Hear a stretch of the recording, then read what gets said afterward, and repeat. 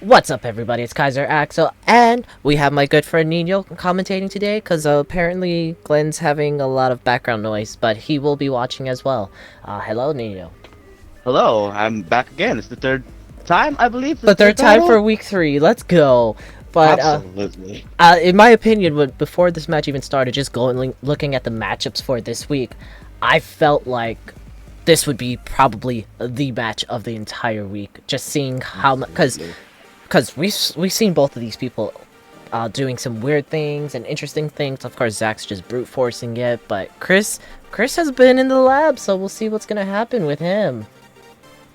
Yeah, it's gonna be definitely, like how you said, like we was looking forward to this match too, and just we'll just have to see what it is. So, just looking at these two teams. So, how do you feel about this match right now? Um, that's a tough one, because when I was looking at the matchups, I knew that Zach for sure would be bringing that gouging fire, which was, of course, because it's a fire type. Hello, you gotta bring it. Exactly. Yeah, and unfortunately, no dragon rock type in this generation, just because they couldn't bring all the fossil Pokemon apparently. Right. Yeah, but the gouging fire's there. Chris brought an interesting Pokemon. He brought a wild card in the Heatran. I feel like that might help him out against the gouging fire. We'll see what happens with that one though. Looking at possible leads for Chris's side, we might see either that Fortress or that Heatran, maybe even the Cleavor. So we'll see what happens on Chris's side. And then looking in on Zach's side, he's probably just going to try to brute force this with either that Gouging Fire or even the Salamence, I feel like. But he also did bring that Cyclizar, so he could lead off with that too. But absolutely, maybe just from the usage that I've seen from it, I feel like that might just be like something of. And then here he goes. But that doesn't matter because we're on commentary right now, so he's gonna have to fucking wait. He's gonna have to fucking Oh, wait, because Chris isn't gonna choose his Pokemon until then. But exactly. So, but yeah, I feel like it's just gonna be maybe just to counter maybe those rock safety sets with the Cleavor, or the Fortress and stuff like that. But this man is getting really impatient, so maybe we should just get right to yep, it. let's just hop right into the battle and let's do this. I feel like this should be an interesting match if Chris plays it correctly, because it all depends on how he plays. If he plays at least one move incorrect, Zach can possibly, will most likely take this. Baxcalibur, that's an interesting one to bring in this matchup, for sure. Yeah, I was actually.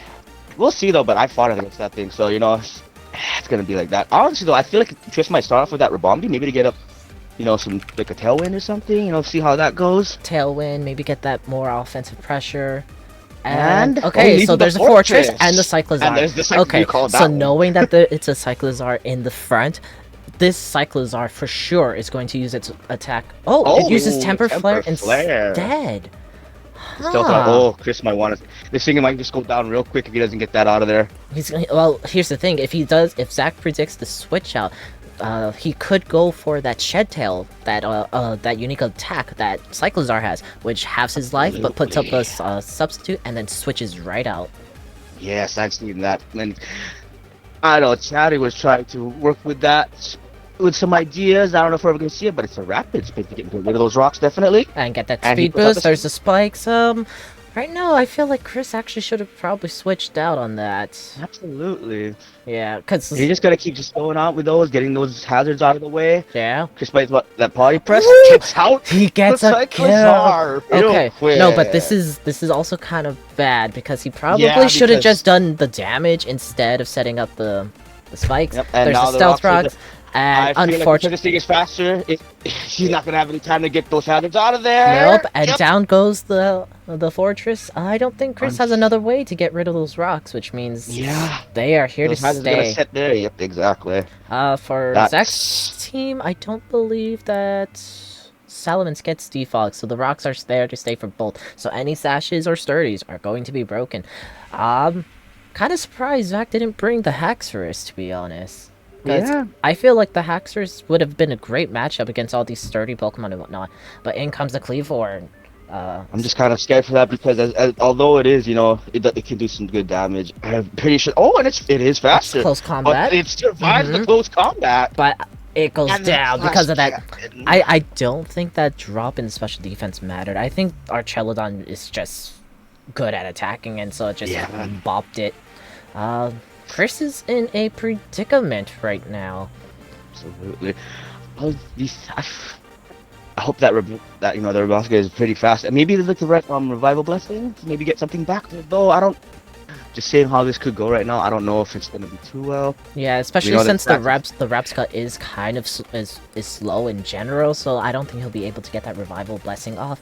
Maybe if he can tank a hit. That really depends on how Chris built it, really. Absolutely. And I was about to say like, oh, maybe he might stash it, but like how you said earlier, those hazards are here to stay, so that's not really gonna matter anymore. I feel like losing that fortress is really going to hurt him a lot. In comes the Slitherwing, gets the attack boost for the Protosynthesis. Slitherwing, I believe, has a base 85, so it should tie somewhere. No, it should be fast. I believe it should be faster than the Archelodon. So we'll see what happens. If Chris goes for close combat, he's... That's exactly what you're about to say, right? I was about to say that, but you know what outspeeds this thing now? There you go. Yeah. And I'm predicting Zach's going to go for that dual wing beat. I know it for sure. Yeah. You know this, man, and then are we gonna see it though? We're gonna see it, I'm telling you. We're going to see it.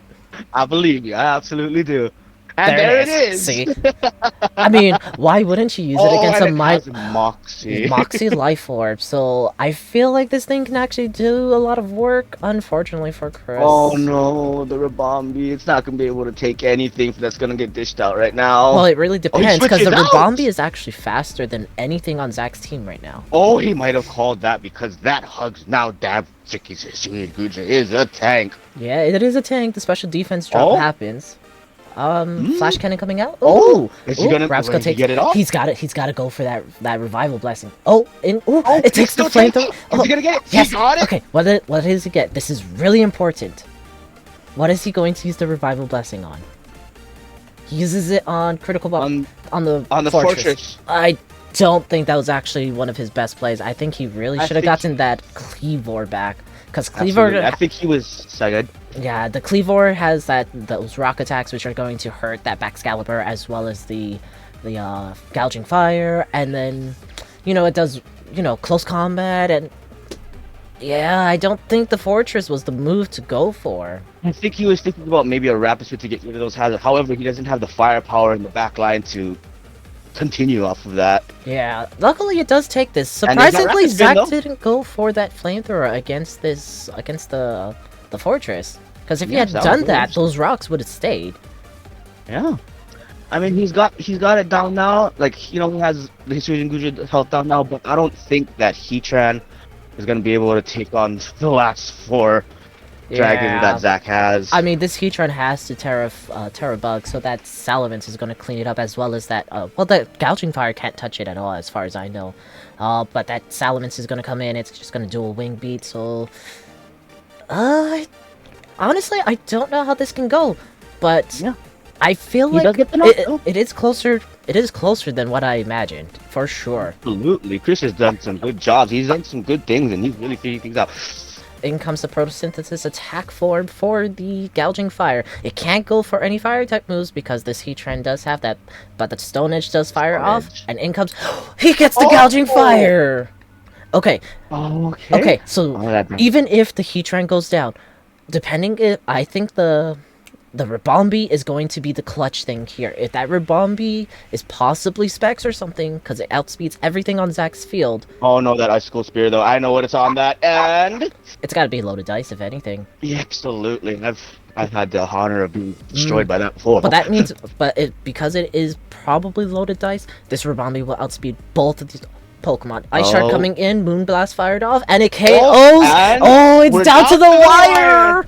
Okay, it really matters. It matters. If Chris has enough speed to outspeed Salamence, he wins this game. And he wins! He got the win! Oh my god! He got it! GG! That was such a great battle. Oh man.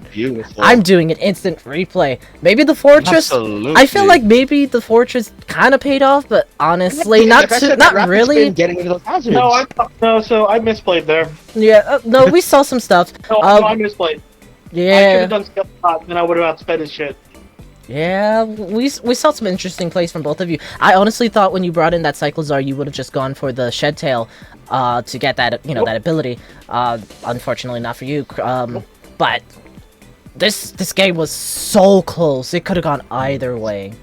No, I fucked up. I'm sorry. As much as I'm gonna give it to Chris, I still fucked up.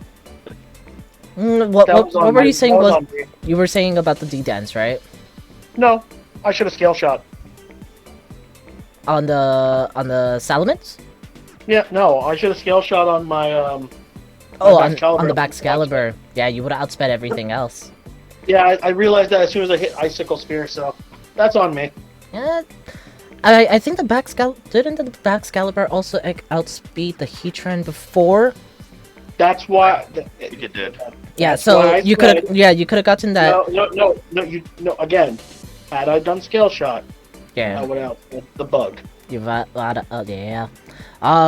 There was some very interesting Pokemon used in this match for sure. I was surprised to see that Baxcalibur. I thought maybe you would have brought like maybe Dragonite or something like that. No, Dragonite's not worth it in this match. I'm surprised you didn't bring your Haxorus. Yes, we were also talking about that because the Terrafire Haxorus says goodbye sturdy. No, that doesn't beat his team. I mean, if you're Scarlet, you can. It does not beat his team. You can say Haxorus all you want. Haxorus was gonna do nothing. Okay, then I believe you then. I made the right call to put heavy duty boots on my fortress. Yes, that was actually really good because then like you didn't take any damage. No. I mean, if you were at full health, it would have mattered more. I'll be honest with you, Chris. The only Pokemon I had any problem with was literally the Rabombi. Everything else, no. Yeah, exactly. I was not rated. Honestly, I would have saved the Revival Blessing for Rabombi. It was not worth bringing back Fortress. Yes, you got rid of the Stealth Rocks. Yeah. But what did that really do? Because I didn't kill. It wasn't gonna. Let's put it this way. I wasn't gonna kill Rabombi with just a ice shard without any boost. So honestly, true. I think I'm gonna be honest with you, Chris. Yeah. Yes, you won. I'm gonna give that to you. We were kind of shocked with the Fortress pick as well. I thought for sure you'd probably bring in that Cleavor because Cleavor matches up against all these things very nicely. I did think about that, but then I think I got worried about the Stealth Rock on my end. So yeah, that's fair enough. Yeah. But holy crap, guys! Great battle. Definitely went down to the wire. I don't want to play in the tournament anymore. Oh my god! Don't be like that. Yeah, no, fuck that. But the dual wing beat, I did call out like the dual wing beat to Nino. He was like, why those elements and maybe Flamethrower? No, he's just gonna dual wing beat. That's a Slitherwing. At a -1, Zach is definitely dual beating there. But definitely some great picks. It was a great match. We'd like to thank you guys. Nino, thank you again for joining us because Glenn unfortunately couldn't be the co-host of this one. So today, I don't want to do this anymore. No, you still have some matches. Don't be like that. No, I want to give up now. No, don't do that. I don't admit loss, Chris. That was a great match, Zach. Thank you. No, fuck you. Eat a dick. But anyways, guys, thank you for joining us and watching. Be sure to tune in next week for the Week 4 matches. And once again, we'll see you again later. Bye, gamers. Bye-bye.